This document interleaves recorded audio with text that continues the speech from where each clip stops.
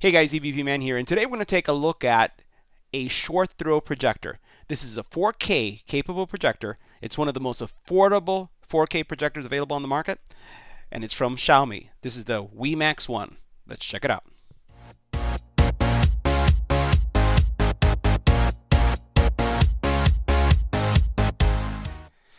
Now this projector is available on the market just under $2,000 and it's 4K capable. This is a laser-based projector. It's using a technology called ADLP. Now, what's really cool about this and why this is referred to as a short throw projector is because it can display up to 150-inch image at no more than 19 inches away from the wall. So you think about that distance and being able to get an image of that size. So what we're going to do is we're going to go through everything that's included with this product. We're going to take a look at image quality. We're going to take a look at all the features and why you should consider this projector for your movie cinema room. Let's check it out. Make sure you hit the subscribe button and tap the little bell icon to get notified when new videos become available. So now the projector itself has a processor. It has a 4-core processor running at 1.8 gigahertz, 2 gig of RAM, and 16 gig of flash memory. It will support Android 6.0 and above. It has dual band 2.4 and 5 gigahertz Wi-Fi capability, Bluetooth 4.0, and that's really important because that means that if you have Bluetooth speakers that you have throughout your home or a Bluetooth receiver, you can actually use that as well. It does support HDR support, and it has keystone correction. And basically, it on power up, it will do the focus. It does support 3D as well. From a sound perspective, you're looking at Dolby sound, so that's something that's great. And you also do have several ports that we're going to look at in a second. So let's go ahead and take a look at all the inputs that you have and outputs. So as we take a look at the outputs, a couple things I just wanted to highlight. First of all is the size. It does look rather large, and I would say it's probably the size of an older VCR, DVD player. So it's not a small device in any way. But given the kind of image that you're going to get and how much distance you're going to need in order to do the projection, I think it's well worth it. So you're looking at the dimensions as follows. So this is going to be length, width, and height. So that you're looking at 17 inches by 11 inches by 3 inches. And there's like 17.32, but I'm just giving you just the rounded numbers. Again, that's 17 by 11 by 3. Now, as we take a look at the controls, we're going to lift this up right here. Put this over here on its back. You can see all your controls are listed here. Let's go ahead and flip that around so you can see that right side up. Put this right here. Alright, so as we look at this, you do have 1, 2, 3 HDMI ports, a USB 3.0, your audio out, AV input, you have your optical out, and you also have your Ethernet out. This is where your power is at, and it does come with multiple power I would say options because it comes obviously this is coming from Asia, so you have US plugs, you have European plugs, you have a variety of plugs that you can use in order to connect this in any country that you're in. Alright, so wanted to show you where the actual projection comes out of, so you can see this opening right here.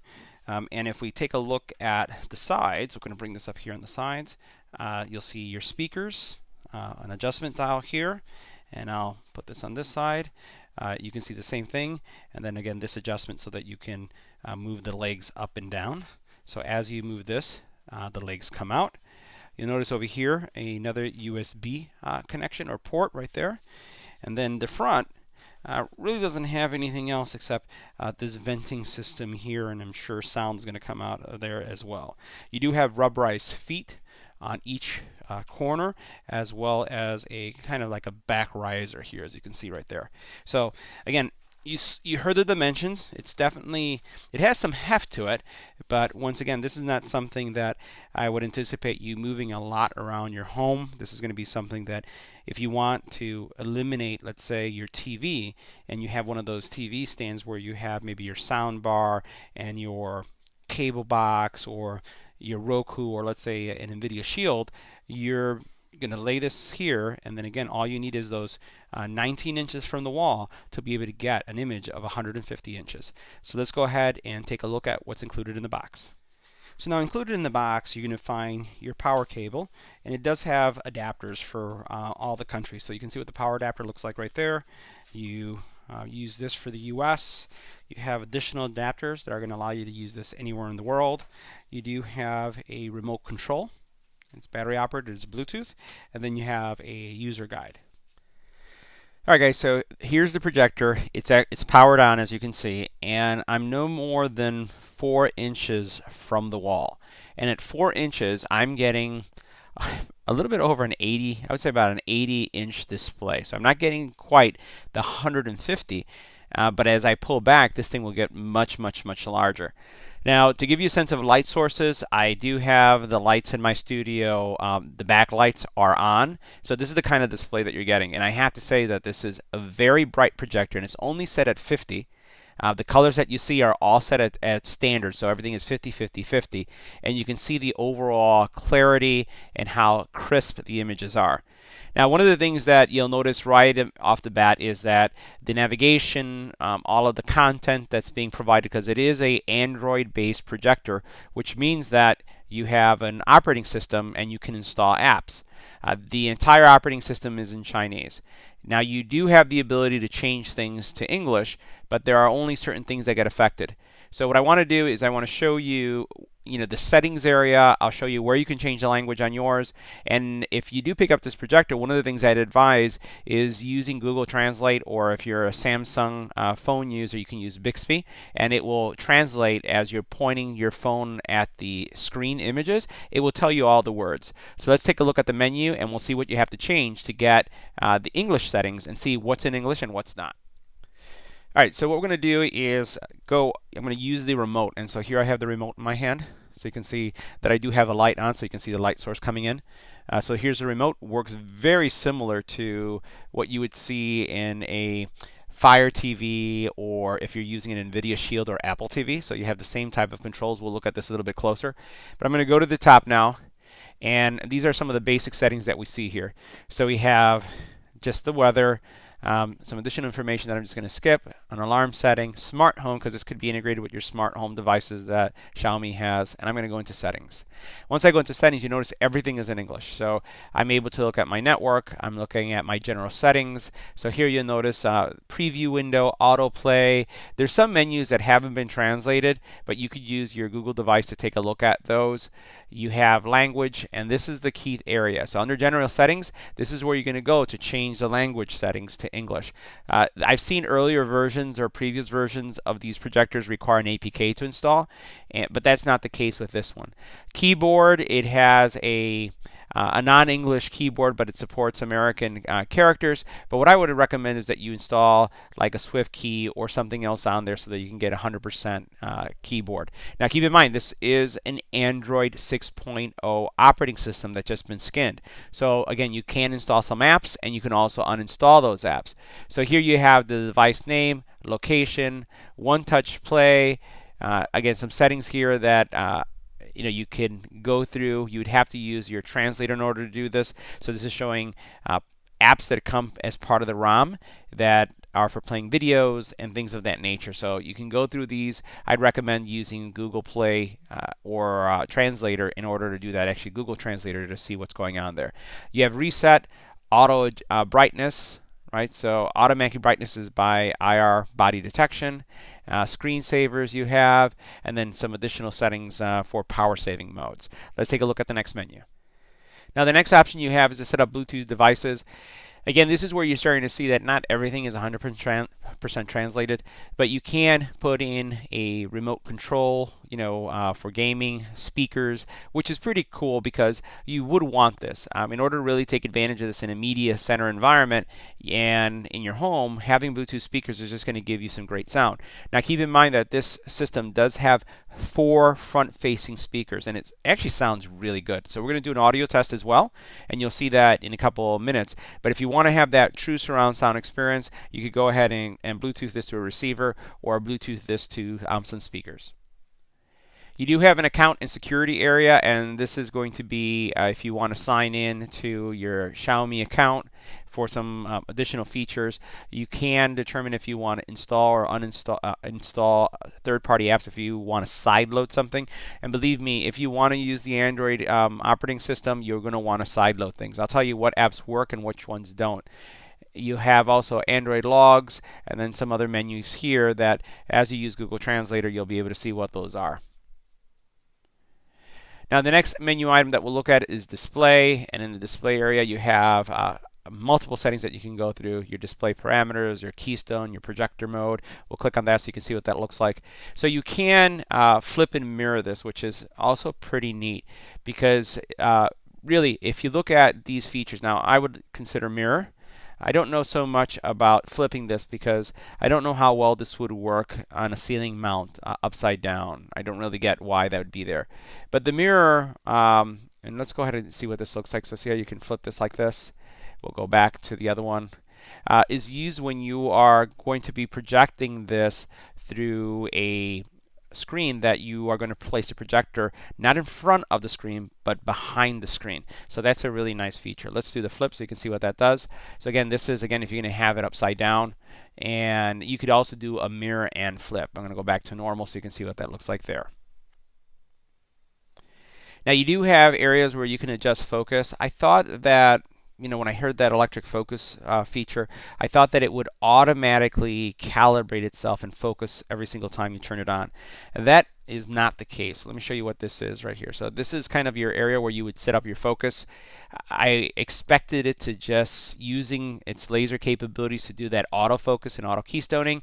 It doesn't really do that, so that's just a heads up. However, I really haven't adjusted this at all. It looked pretty good to me out of the box. You be the judge of that, but again, it doesn't do that laser focus like some of the other projectors that we reviewed on the channel. And that's pretty much everything in the display. Now one last item I want to make sure I cover, because there's let's go ahead and go in here really quick. So here you can set normal mode, movie mode, so we can see that it changes, kind of brighten things up a little bit, and then highlight mode. I normally am on the normal mode, so you have those options as well. If we go back, you can do display parameters too, and then here again the menu is kind of English as well as Chinese, but what you can do is go down and adjust your brightness. So again, the brightness that you're seeing with the light source on, and I'm going to put my hand here so you can see my light here, so I have light behind me. And all I have is where I'm projecting, there's no light. You have 50% brightness, and you can see how well this projector is performing. Crisp, great colors, and you do have where you can set standard colors, custom colors, and you can just cycle through these to adjust sharpness, hue, saturation, and contrast. And I like the fact that this is in English. However, the main titles are not. Hopefully at some point as they continue to update these ROMs, you'd be able to get something in 100% English. Now if we go into sound, we can look at the sound. So you do have Dolby sound out of this. So you have button sounds, you have your speakers. If we go in here, you can go ahead and adjust these settings to make things, your treble, your bass, your equalizer. So it does really sound really good. We're going to hear some tracks that I'm going to play so you can get a sense of the bass, the mids, and the highs coming out of it. So if you want to use this in an outdoor setting for, let's say, a backyard cinema, I think that it would work well. If you're using this in your home, it's definitely going to work well.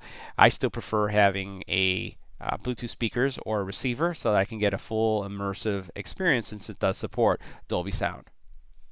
Now the input source, you have all these different inputs. A lot of options. This is one of the areas that I really like about the projector. You have HDMI 1, HDMI 2, 3, and then you have your AV sources. It does work with Apple devices as well, so you can do wireless Apple connections as well as Android connections, obviously. And then any PC can be connected to any of these ports as well as Macs. You can, as long as you do an HDMI out, like a USB-C to HDMI, if you have one of the newer Macs or some of the other older ones, as long as you go to HDMI, you'd be fine. Now the last area that we'll look at is the About area, and there is the area where you would get your updates. So one of the things I will tell you is that I had, as soon as I opened that up in the box connected to my network, I got a system update. So that's really encouraging, especially because this projector is just under $2,000. So you're looking at $1,000, 700, 900. I think I've seen some people able to pick this projector up on sale for 1800. So just watch the sales that are going on, and you may be able to get a great deal. But what's encouraging is the fact that they are updating the operating system, especially at this price point. It's great to see that they're maintaining it. And as soon as I opened it up, there was a new version. So here you're going to see your storage. Let's go into storage so that you can see what's going on here. So you do have an area, a lot of space if you want to put things like, if you want to store music, if you want to have some videos on here. I'm really not going to use this as a device that I'm going to have things stored.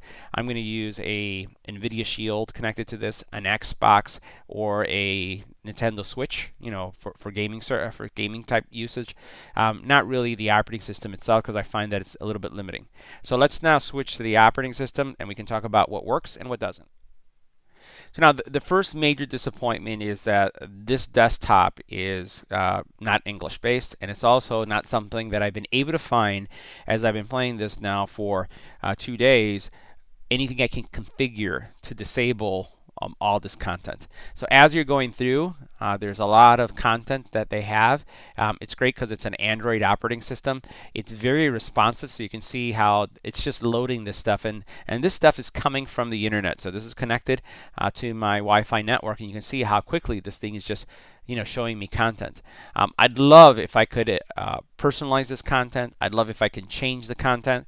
I have not been able to find one menu item that allows me to do this. And I'm going to show you when you go into their app store, their TV store, that there are some settings, but unfortunately you can't change much. So what I would recommend is when you do pick one of these up for your home theater, that you consider an alternative TV launcher. There are a lot of them available on the App Store, or not even using the operating system that's on the projector itself, just using a Fire Stick, a Amazon TV, the new Fire TV Cube. Use a third-party solution because you're going to get the best experience there.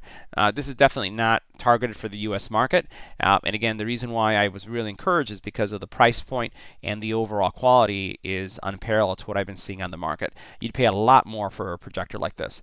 So let's go ahead and check out My Apps. Now going into the My Apps section, you have just a lot of the pre-installed apps that are here, and I've sideloaded some. So you'll notice down here I tried a couple things.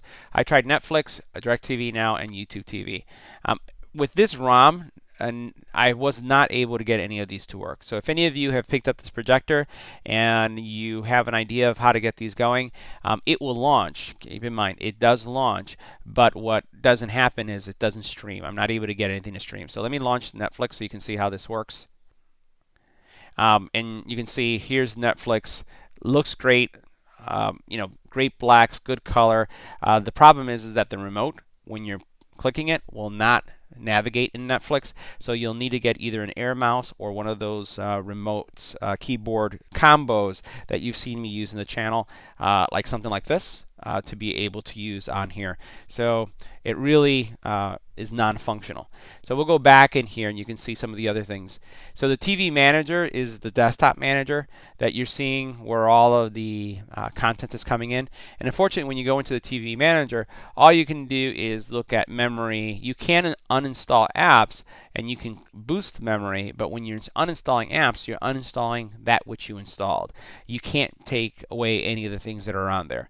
So once again, a third-party launcher, if you want to try to use the operating system, like to load any kind of third-party app or viewer, Plex, Kodi, whatever it is what I would try, but you're going to have to experiment with it. Remember, Android 6.0, and it's a skinned version of Android, and it doesn't have the marketplace, the Android marketplace on it. All the other things you can play with, there's a lot of content that they provide, but again, not really useful for us in the US. Now the last area that I just want to show you here on the screen before we actually start looking at video quality and streaming some things that are US and English is the user center. So if I go into the user center, this is going to give you the ability to sign into your My account, look at history, favorite, bookmark videos, VIP content, as well as obviously their shopping mall. So It's just something that they have there. So installing a third-party launcher is what I would highly recommend by using a USB stick, downloading the APK if you want to use it. But again, my usage is going to be primarily having a connected device. So what I'm going to do next is I'm going to connect a NVIDIA Shield, and we're going to see how the content looks. All right, now for those of you who just joined and are looking at the video quality, let me just recap where I'm at. I have a 4-inch distance between the projector and my wall. I have an 80-inch screen being displayed, and I do have a light source on, so you can see this light right here. So this is not a complete dark area, so I'm just showing you the overall quality and color quality that you're going to get. So what I'm going to do is I'm just going to start something up so you can see the overall playback and how it handles colors. And what I'll also do is we'll do one play, and then we will turn off all the lights so you can see what it looks like. What we're going to do is we're going to go ahead and play this trailer. I muted out the sound, and what we're going to just look at is the overall video quality. So this is my Shield doing all the work, and you can see how nicely this image is coming across. Everything's nice and smooth. The next thing I'm going to do is I'm going to turn off all my lights so you can see what this looks like. All right, so now what you see is with all the lights off, I have just a little bit of light coming in through the window, but I'm going to go ahead and hit play so you can see what things look like now. All right, so again, great blacks, whites pop, colors really nice, and streaming is just absolutely fantastic. I don't see any stutter taking place. Now, I also wanted to give you a view what would it look like playing cartoons, because cartoons tend to have a lot more color and things pop. All right, so now this next test is going to be a pure audio test. I wanted to give you a sense of what the audio sounds like. So the audio source is just open mic so you can hear what I hear. I'm going to go ahead and try this one.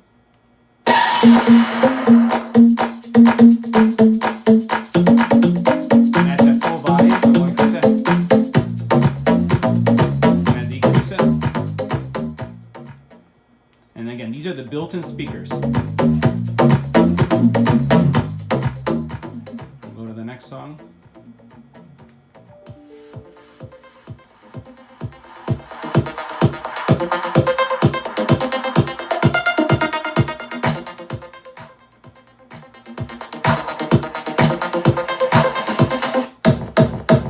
This is the bass.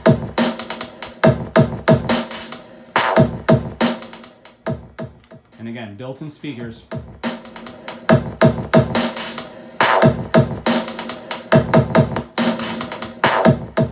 to the next one.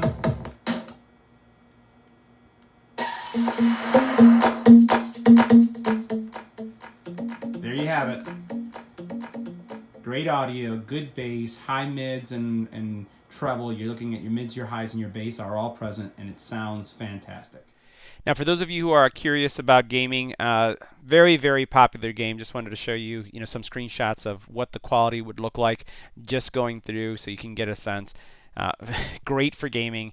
I've connected my Xbox to this. I've connected my Nintendo Switch, and we're talking about a 150-inch gaming monitor or screen for all your gaming. So once again, fantastic experience, great color, great blacks, and bright screen.